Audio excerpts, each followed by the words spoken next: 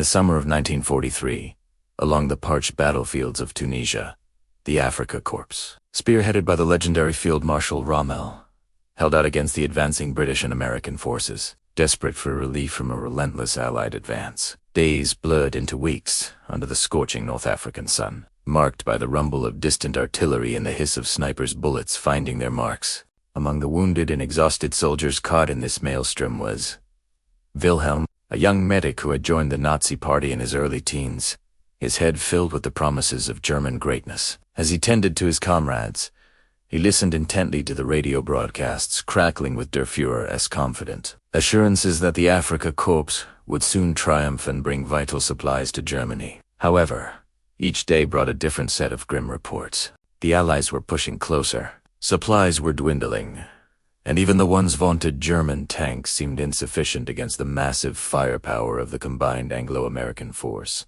Then came the order to retreat. With the hopes of turning the tide crushed, Rommel's troops fell back, harassed relentlessly by the pursuing enemy, and eventually, wounded and demoralized, they surrendered. Aboard the ships that took them prisoner to the New World, many men struggled to comprehend their fate. The U.S. lay thousands of miles away, a country they had been raised to see as decadent and effeminate, incapable of resisting the Nordic-Germanic onslaught. Yet here they were, prisoners in a distant land their own propaganda painted as weak and disintegrating. Their journey was a blur of heaving seas, salty spray, and the gnawing uncertainty of what lay ahead. When they finally reached the shores of the United States, they were greeted not by signs of weakness and decay, but by an industrial might that seemed tireless in its productivity and the level of material abundance they had never seen before. For as the ship docked and the Germans stepped onto American soil for the first time, a curious thing happened. Their eyes,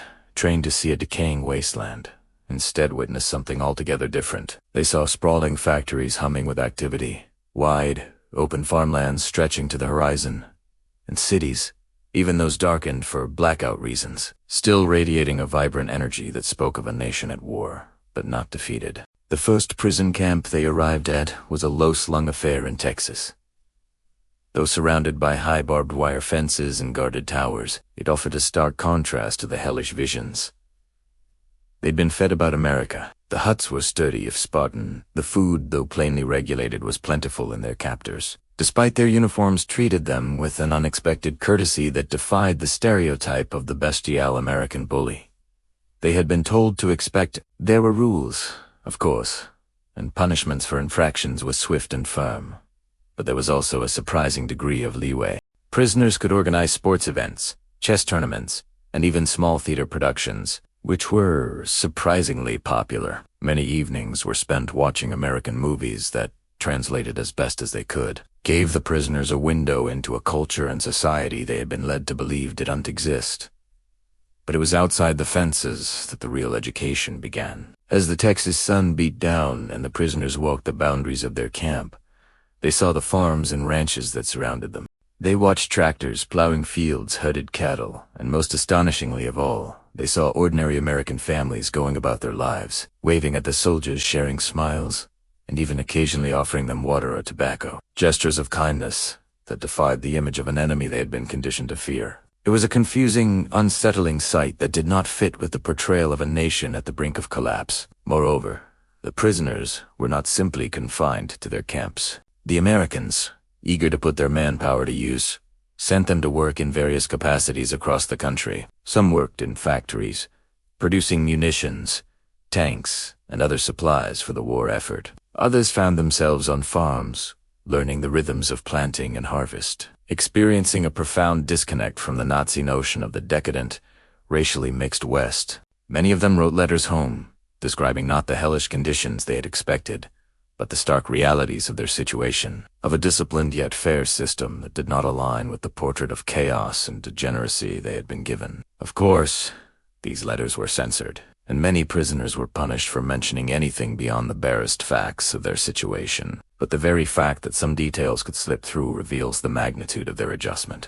The numbers tell a striking tale. Over the course of the war, nearly 500,000 German soldiers passed through these prison camps scattered across the United States. And while some indeed returned home, brainwashed by Nazi ideology, Others returned forever changed by what they had seen and experienced. This was not because the U.S. implemented a formal program of re-education, but because the very fabric of American society, its daily routines, its casual freedoms, and its stark material realities, silently undermined the Nazi narrative. In fact, some POW camps operated under the principle of humane treatment, expecting that German soldiers would return to the fight better for having experienced American standards of living. As the war drew on and the reality of Allied victory became clearer, many German prisoners faced a harsh choice. They could cling to the hateful, mythical version of America presented to them by their leaders, or they could accept the sobering truth of their situation.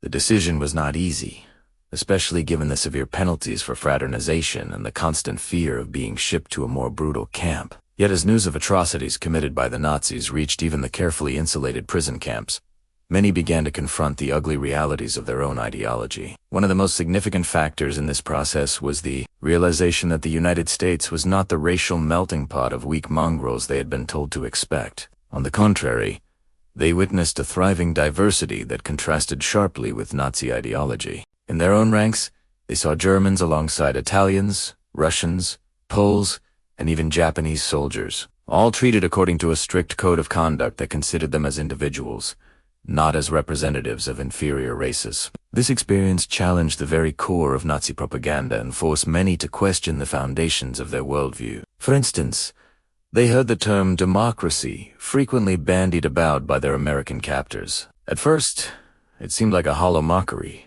a failed state in a world dominated by dictatorships. Yet as they observed the functioning of local governments, even from within the confines of the prison camps, they saw a system that worked. They saw representatives elected by the people, judges upholding the rule of law, and a president, albeit a wartime leader, accountable to the electorate. It was a far cry from the monolithic control of the Third Reich.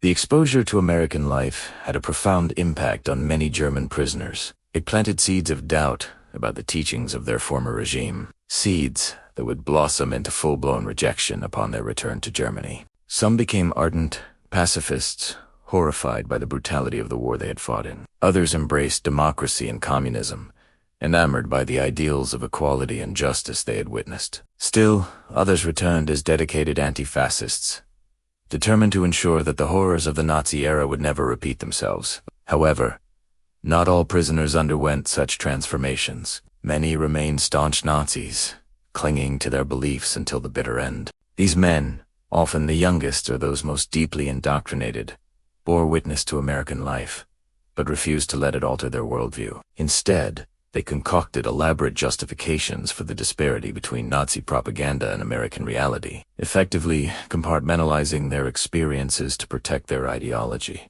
As the war neared its end and the extent of Nazi atrocities became known, the decision was made to move many German prisoners from the United States to camps closer to home. When they left, many of them did so willingly, eager to return to a shattered Germany. Upon their departure, the Americans organized a farewell ceremony, a gesture of respect that further emphasized the stark contrast between the two ideologies. The Americans bid them farewell, wishing them luck in the future, in stark contrast to the vitriol and demonization employed by the Nazis. These prisoners were leaving not as heroes or martyrs, but as ordinary soldiers who had been defeated. It was only after they had left that the full significance